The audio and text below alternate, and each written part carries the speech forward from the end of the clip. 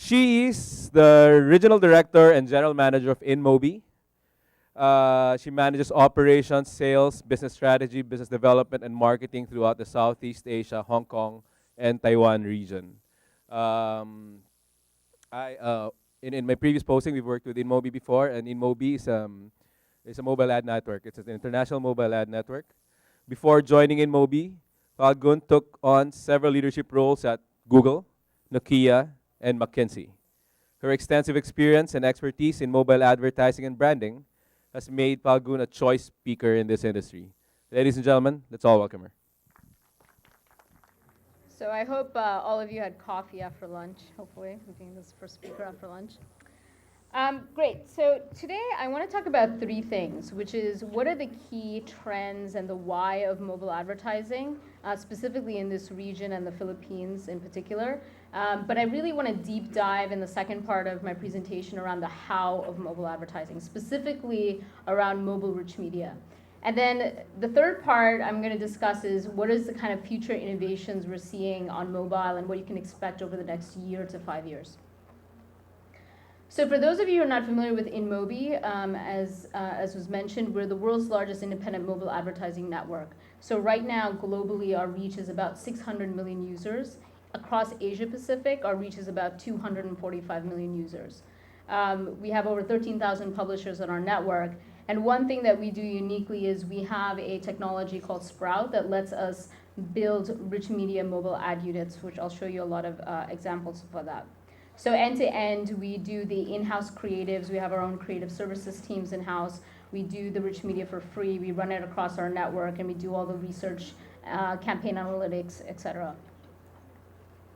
So let me talk about some of the trends that are happening globally as well as in this region on mobile advertising. So I think one of the speakers earlier had mentioned this, but for everyone in the mobile industry, 2013 is really the seminal year for mobile, in that 2013 across the globe is where the expectation is that the number of mobile internet users is going to surpass that of desktop users. That is a huge, huge milestone where then we know that mobile is clearly where the consumers are and where the brands need to be. So why mobile? At a high level, and most of you know this because you have your tablets, you have your smartphones, but with mobile, what's unique relative to, say, online is the level of interactivity. You pretty much have a blank canvas to work with in terms of the creative elements of it. You can sense movement, you can touch the screen, you can do various calls to actions that are unique to mobile. It's location aware, and of course, for users, it's on the go. I'm going to share with you guys some high-level snippets of the research we conduct globally for every country on media consumption patterns. I'm just going to share with you guys some aggregate information at the APAC level. To be honest, most of this research is far more interesting when you look at the country level. So I'll share with you guys after this on what's happening in the Philippines. But if you look across Asia Pacific at an aggregate view, one question we ask people is, how do you spend your typical day? Meaning, what are the different forms of media you consume and for what periods of time? And this is a survey of mobile internet users.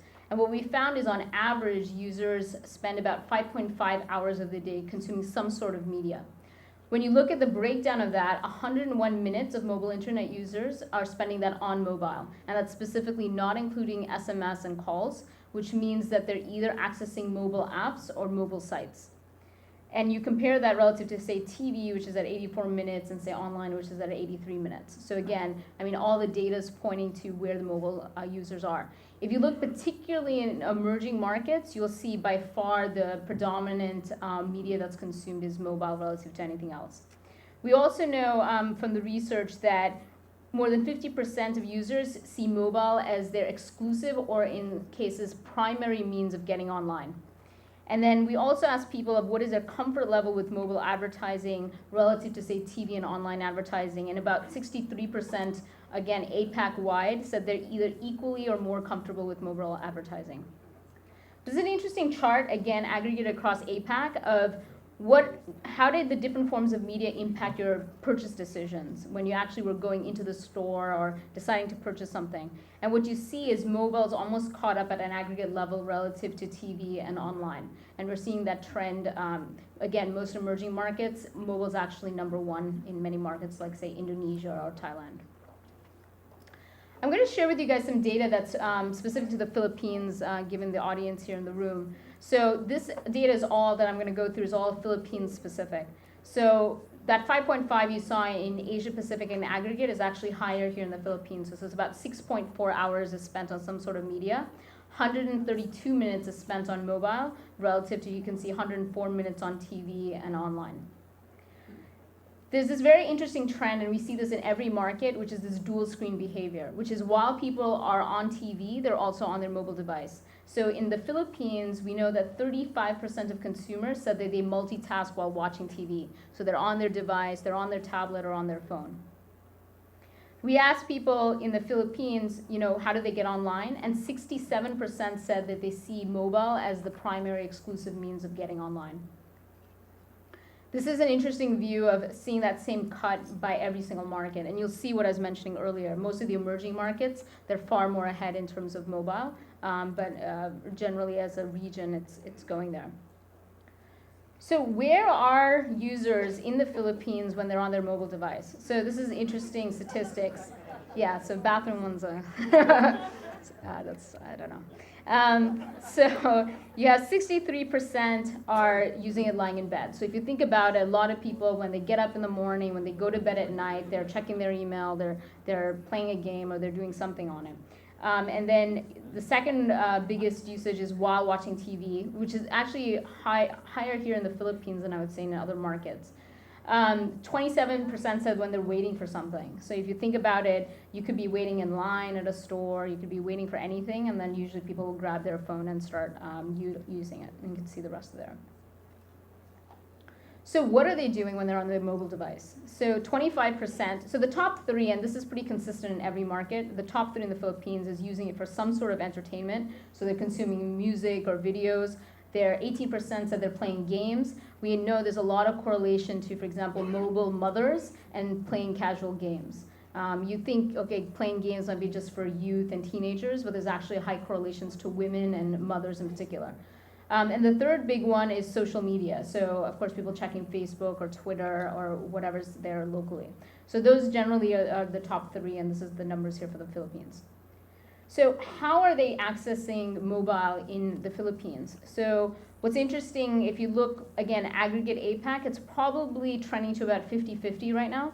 So 50% are primarily going on apps, 50% going on mobile web. In Philippines, it's predominantly still mobile web. So it's about 70% mobile web versus 30% apps. But when you see the trend over time, all markets are really moving towards the app experience. So this is that same chart I showed earlier for APAC, but specifically for the Philippines. And what you see here is TV actually is still a predominant form of media in driving to purchase decisions here. So it's about 63%. But then if you look at what's number two, it's mobile. So it's about 49%. And actually, Philippines is one of the highest at 88% here when we ask people how comfortable they're with mobile advertising relative to TV and online. One last thing I wanted to share with the research is understanding how people are influenced down the purchase funnel by mobile advertising. So we asked people everything from awareness down to sale. Has mobile advertising introduced you to something new? About 25%. Has it driven a favorable opinion and provided you with better options and understanding the product? About 31%. So you can see the influence it all the way down the funnel. This is an interesting chart. For those of you who are not familiar, there's a woman in the US called Mary Meeker. She's a famous internet and mobile analyst. And she put out this research where they basically did a benchmark of the efficacy of mobile advertising relative to other forms of advertising, so internet, TV, print, etc. And you can see whether it's from reach, targeting, all the way down to transaction, mobile pretty much outperforms any other form of media, other than maybe engagement. So engagement, you can still do some sort of engagement in internet that's quite good, and obviously TV has a certain level of engagement, but that's different than mobile. I want to talk a bit about performance. So typically when you talk about mobile, whether it's standard banner or mobile-rich media, you're talking about click-through rates that are anywhere from 0.4 to 1% or more. And if you look at this is research from Insight Express, anything from unaided awareness down to purchase intent, mobile significantly outperforms online. So how do you, I want to kind of get more into the nitty gritty of the how of mobile advertising. So first let me talk about how do you connect with an audience when you're talking about something like mobile rich media. So here's an example. So let's say you're Unilever and you have a hair oil and you have a certain campaign goal or demographic goal. You want to reach female, young to middle aged, you want to reach perhaps homemakers, you want to reach middle to lower income segments, and given the nature of the product, you want to target low humidity environments. So how do you take that and figure out what do you do with that on mobile? So what we do is we translate that in especially mobile display into technical targeting. So for example, if you want to get to female, young to middle aged, you could target content categories and context categories like fashion, TV, entertainment, music, etc. You'd also want to make sure the creative speaks to the demographic that you're looking for, and I'll share lots of examples of that. For homemakers, you could do something like day parting. I think someone had mentioned it earlier, but if you look at brands like McDonald's, things like day parting is very important. The very interesting thing that's unique about mobile is the level of targeting you can do in terms of the device itself. You can target by OS, by carrier, by model. So if you want to target, say, affluent, you can target only, say, smartphones above a certain price point, as well as tablet devices in most markets. If you want to get to, in this example, middle to lower income segments, you can say, hey, I want to get, if it's relevant, feature phones and smartphones up to a certain price point. For low humidity environments, this is where, as a team, you have to think creatively, and as marketers, you have to think creatively of how can I get to that audience. So if you want to get low humidity, well, you could do things like geo-target certain countries or cities that would lend itself to that particular product in this case. There's a lot of discussion earlier about, tracking and metrics around mobile. So I want to talk a little bit about that. If you talk about typical standard banners, the typical measurement that most marketers look at is, okay, what was the click-through rate? So people click and it goes to a mobile site or it goes to a video. But when you look at something like mobile-rich media, which is really the new era that's happening globally, where you have deep engagement for a brand, you can pretty much track every interaction that's happening within the ad unit. And that's very powerful because then the metric that becomes important isn't click-through rate, although that still is high for mobile.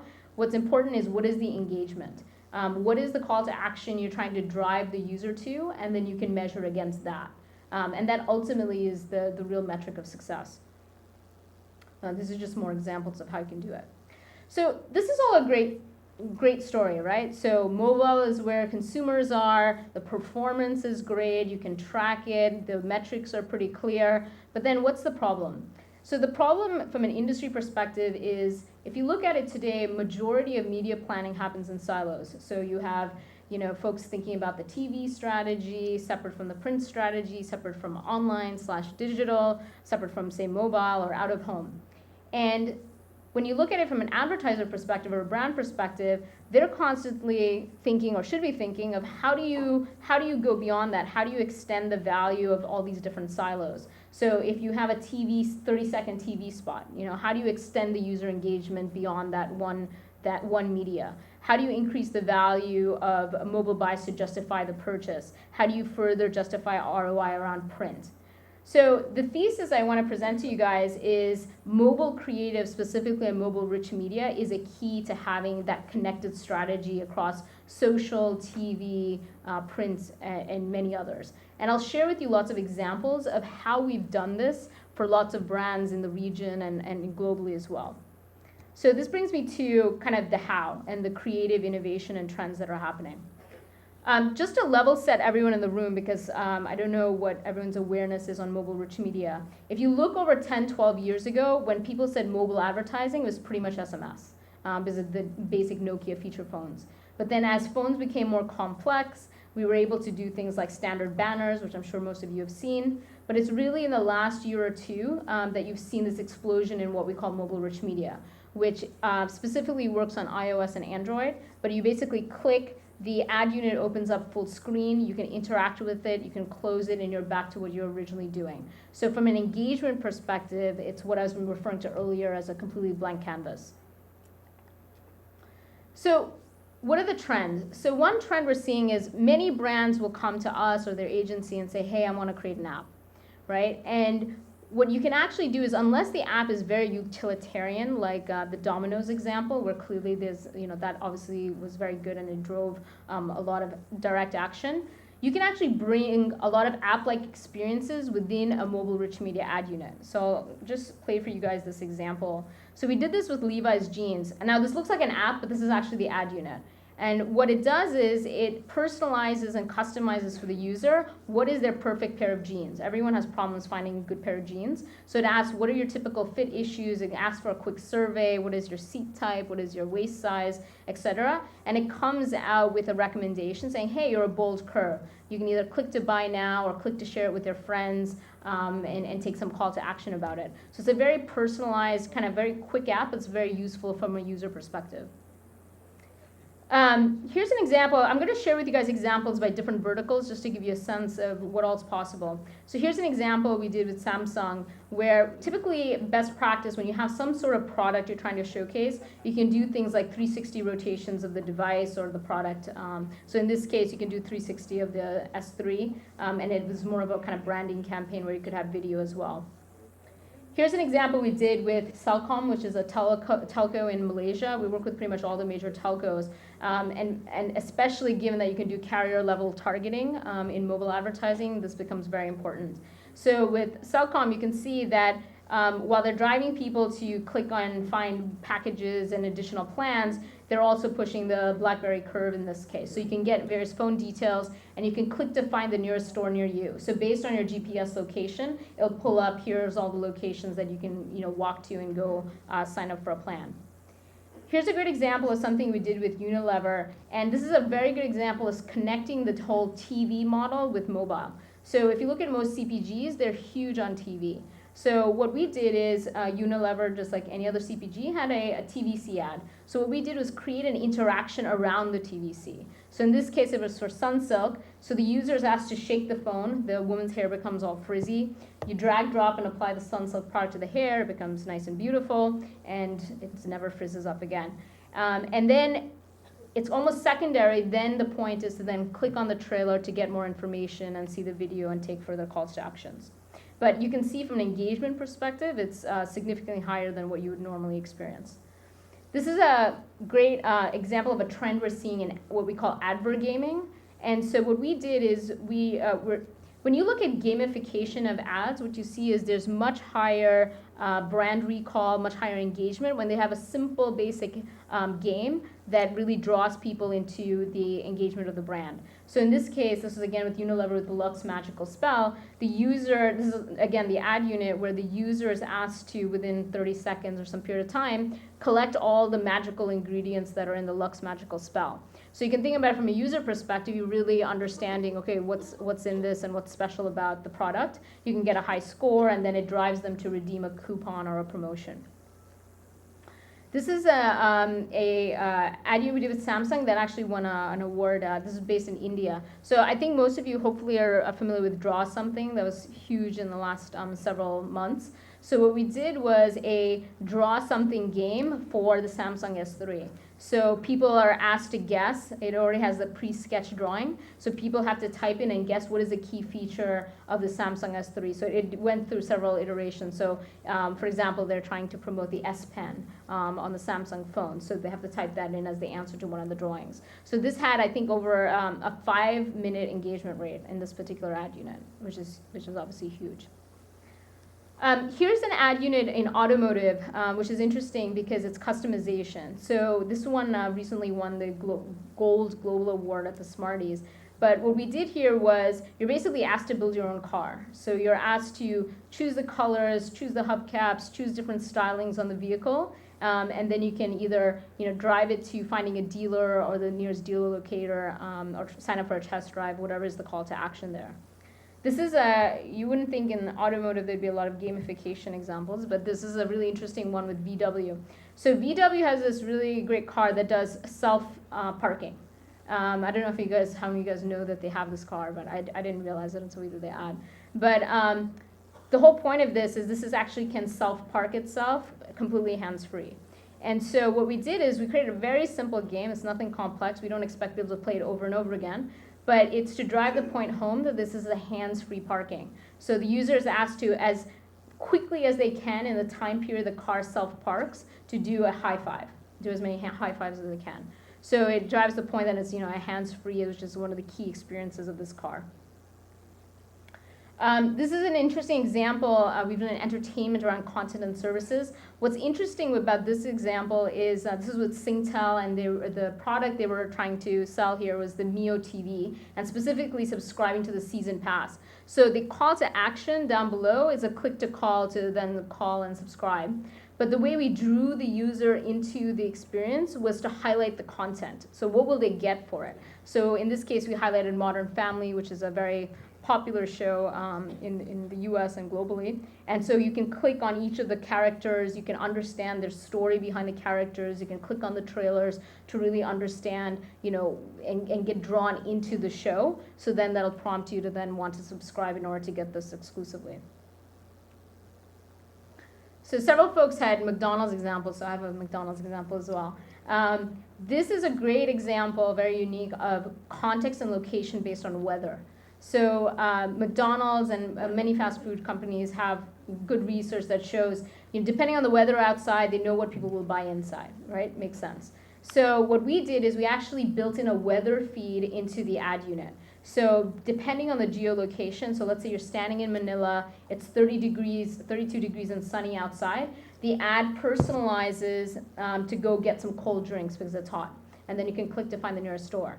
But then let's say you're standing in, I don't know, Thailand, and let's say it's 25 degrees and rainy and cold outside, then it automatically serves up hot drinks and says, hey, why don't you go get this in the store? So it's a very personalized experience based on your location, based on the weather, which is very powerful.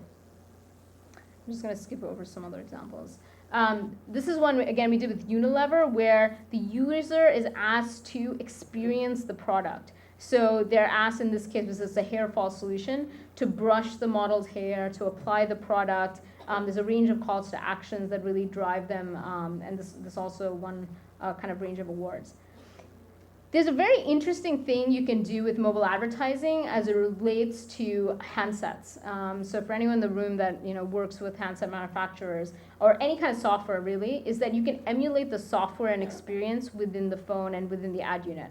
So here's a great example we did with the Galaxy Note, where, you know, normally if you're going to go out and buy your next phone, you're going to go into the store to actually experience what is it like to use that phone, assuming you're not buying the same one you had before. So rather than having to only drive people into the store to experience it and make a purchase decision, you can actually bring that experience into the ad unit itself. So you can emulate the UI. In this case, you can drag drop the different key elements of the Note. You can even customize and personalize it for, say, apps that are here in the Philippines versus other locations, like local content. So in this way, the user gets to understand what would it be like to actually own the phone. This next example is taking it to the next level. So as you guys know, Microsoft's come out with Windows 8. This is a Windows 7 example, where, again, it's a completely new OS. So Microsoft, Nokia, they're all against, you know, major competition trying to break into a completely new OS globally. So again, people are not going to switch to Windows 8 unless they understand what that experience is like. So what we did was emulate the entire Windows 8 experience on the phone itself. So whether you're looking at it from a Samsung device or a HTC or any other device, you can actually play with it as if it was the Windows UI. So then you get a touch and feel for what it's like. This is an interesting education example, and I'm saying it's education even though the product in this case is LED lights. So for those of you who are not familiar, the LED lights has huge amount of life compared to your typical light bulb. So everyone in the industry knows that, but most consumers don't know it, or they say it's way too expensive because the upfront cost is very expensive, but over the lifetime of the bulb, it is actually a much better purchase than your typical light bulb. So this is a big education pain point within the LED lighting industry. So what we did to kind of educate consumers and make it fun for them, in this case for Philips with LED, is we asked people to, if you look at the ceiling in that room there, basically the different lights will start blanking out, and you have to quickly replace the bulb. And so the point is driving home is that you have to constantly be replacing light bulbs with your typical bulb. And then it asks people to then make the switch to LED, so they literally press the switch that you see there on the third image, and then it gives you more information around LED and what that means. This is a great example of a call to action we did in luxury with Lancome in Singapore, where the entire purpose of the campaign was to drive people to a VIP launch event. So you can see it right there, just flip through there, whereas you can click to save the invite to your phone, so then you can take it to the event, show it, and you get some special prizes or products. And what's great is whenever you have any kind of click to save invite, click to save coupon, anything like that, you can track the mobile to offline conversion. So as long as you have something on the back end with that similar code or whatever it is, you can track that. These are great examples, the next few examples around product collections. So it's not just about showing one product, but many times for retailers, in this case Macy's in the US, we've done this with H&M and others, you can show the entire product catalog. So if you have a range of products, you can have people go through them, get information of each of the products. In this case, this is with a luxury watch brand that's in India, and it had a 1 minute 23 engagement of people going through that.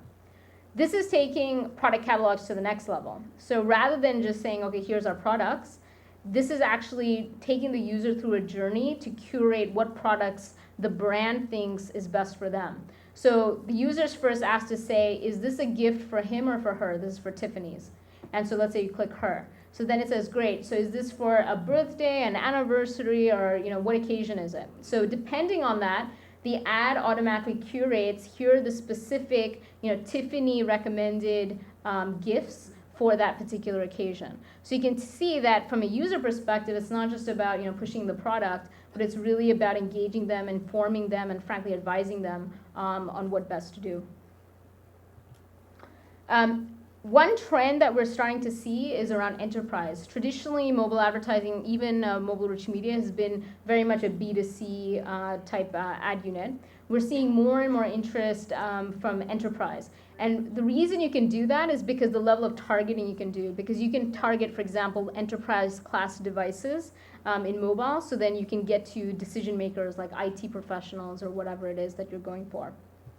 Here's just an example I was mentioning earlier around couponing.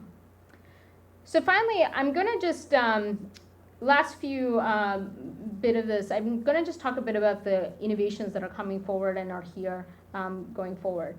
Here is an example. I don't know how many of you guys have seen this image. So this is actually an example that's, I believe, in Brazil, if I'm not mistaken. So what you're seeing is it's a clothing store which on the hangers has the likes, the number of likes for that particular piece of clothing.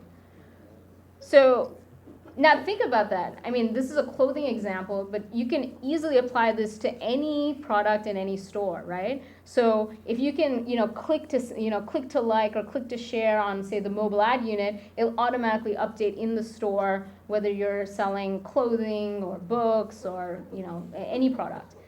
So this is really taking that connectivity and that connected strategy to the next level. Here's another innovation I wanted to talk to you guys about. So in the Sprout platform that we have that we use to do mobile rich media, we're actually coming out with this innovation around camera access in the next few months. So I'll tell you what that means and what would it mean from an advertising perspective. So if you look at this example here of MAC Cosmetics, the user sees the model, they're asked to drag, drop, and apply the makeup to the model's face, where then they can share or buy the look, right, with their friends or do that themselves. But now imagine, rather than the model's face, you can take a picture of yourself or your friend and do the same thing, right? So again, it takes it to a completely new level in terms of personalization of the ad unit beyond just having, in this case, a generic models example. I want to share with you guys actually some big news. That we just announced this literally today globally. But this is relevant also from an innovation perspective, is when brands, developers of apps, once they create an app, there's always an issue or question around how do you activate users within the app and the brand. So just to give you some statistics, there's right now 700,000 iOS and Android apps out there globally. Of that, 60% don't profit at all. Now for brands, it's less about the profit, but then it's also about the engagement, of which they say the stats show that 30% of apps are only used once. So when you think about actually investing in creating an app, and then you have to think about promoting the app, and then you have to think about keeping people active on the app, these are really tough problems to solve, and it's really important to think about from the beginning the strategy of how you're going to approach this if you're going to go down this route. So the question is, how do you maximize the value of each user? And value could be defined not only just that they're paying you, but it could be that they're loyal, that they're showing in kind in different ways. So you can monetize, you can acquire users, you can look at engagement levels. So one thing we've come out with recently, today, is a lifetime value platform. So what it does is, it's the first time in the industry, it lets you just, with a simple code that you put into your app, it lets you drive to insights, so you can basically segment out your users within your app. So who are the ones that are the most loyal? Who are the ones that are paying the most? Who are the ones that have hardly touched the app at all? So depending on however you want to define the segments, you can drive actions to them. So you can drive sales, ads, rewards, cross-promotion, anything. So it's a very customized platform. So this is a huge innovation for the industry right now.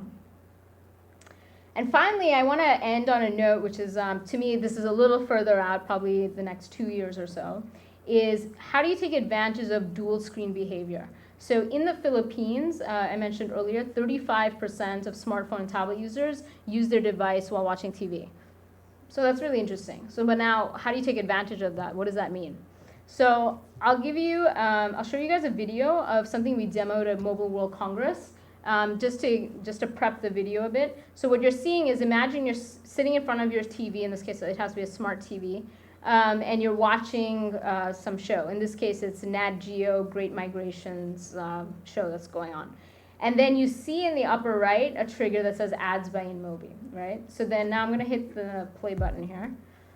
So what you'll see is that you're watching the show through an audio or visual cue with your mobile device.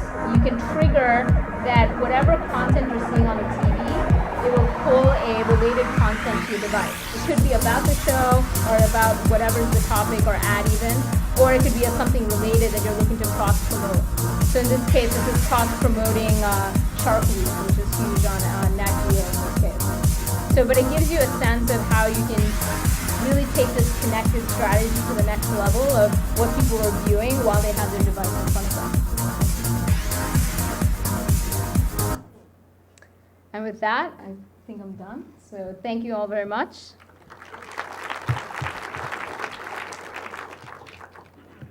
All right, thank you. Can you join us for a while for some questions? If you guys have any questions, so there are mics over there.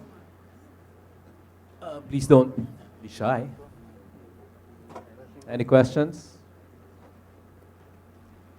It's really interesting earlier when you showed the handset manufacturers promoting their phones on different units. A BlackBerry promoting on an iPhone, a Samsung promoting on a BlackBerry. So this is what you call, you were targeting based on the handsets, Yeah. based on the operating system. In this case, we can target it by the model of the handset. So it's not always about targeting competitors. So for example, say Samsung, if they want to upgrade current Samsung users to the next level, they may target their own Samsung phones. If they're trying to very specifically get market share from another handset manufacturer, they'll target, say, HTC or iPhone or something like that. So it really depends. Same thing with carrier level targeting. If you're looking to get, telcos are looking to upgrade their current users to some new plans, some additional plans, then they may self-target, their own carrier. But if they're looking to get share, then they could, an upsell, then they would be looking to target competitors. All right. Questions? Help me out here. All very clear.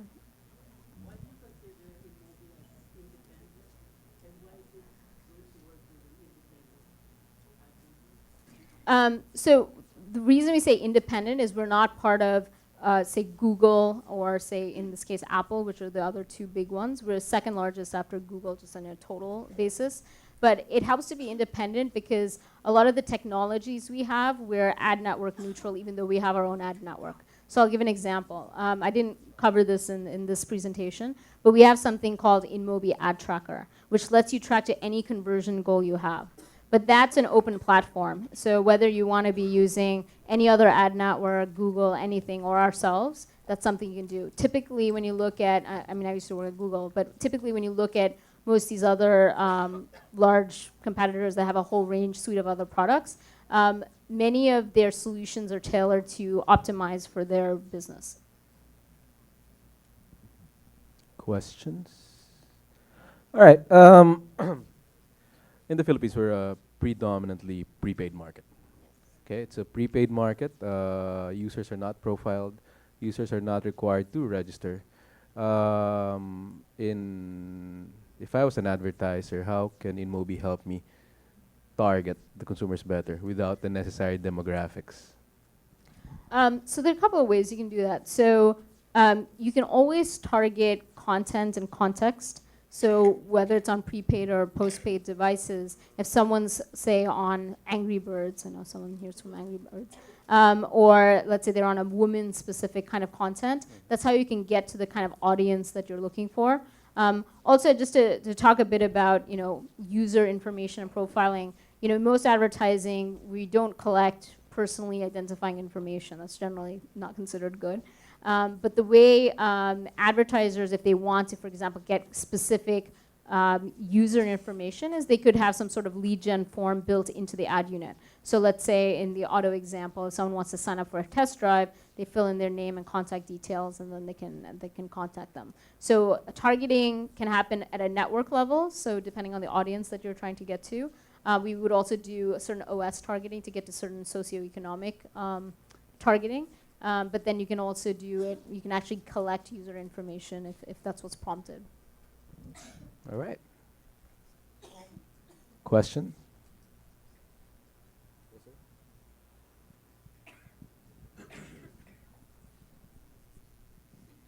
First of all, thank you for all thank you for the nice presentation and all the insights. My question was, all the examples you show us are fantastic, and you and you see all the opportunities that exist within the ad unit, as you call it, right? So it's very engaging, very interactive, etc. It looks fantastic. How do you drive people to the ad unit? So that's where the targeting comes in, right? So in that example, sort of say with hair oil, right? So if it's a Unilever hair oil, or it depends obviously on the campaign and the situation, but we would do a range of either content targeting, category targeting, depending on the audience. We have research across our network, so we know what are the demographics on certain, say, content categories. So like if you're targeting affluent, what is the kind of demographics you're getting to?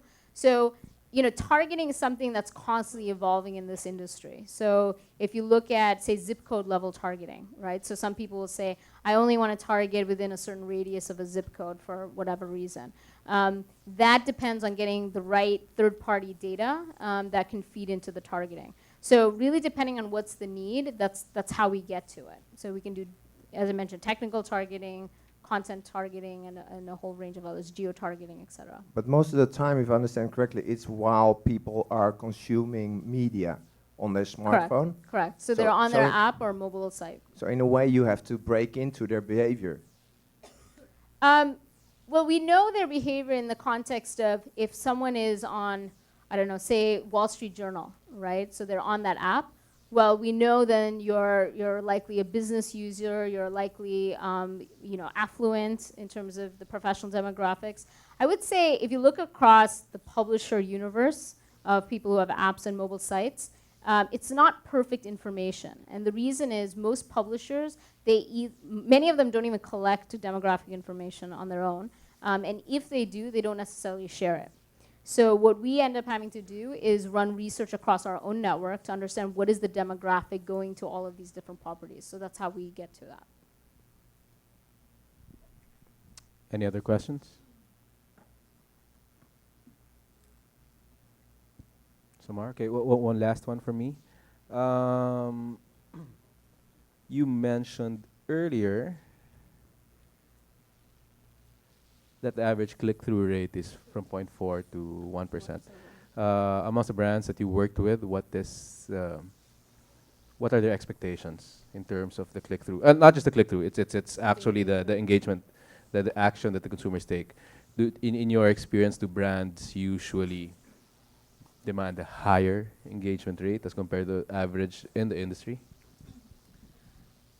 Certainly, if they're doing mobile-rich media, they expect high engagement rates. It's all subject to the creative, right? So it goes, like everyone was talking about. It's all about what is that connection you can create. What is the calls to actions that you're trying to drive? So if it's, let's say, a brand awareness campaign, it may be relatively simple of showing the product, maybe showing a TVC, and that's it. That's the whole purpose. So it's purely like an impressions-based kind of campaign. But then there are others that have very specific calls to action. So that I want to download this many coupons, and that based on X number of clicks, I'm going to drive to this many coupons. I'll get downloaded and like that. So it just really varies campaign by campaign. All right. Yes, please. The lady at the back.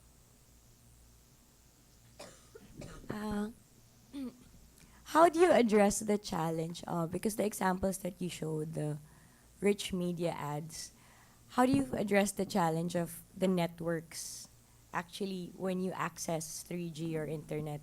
Say, for example, in the Philippines, it's actually a little slow sometimes. So the attention span of the consumer might already miss.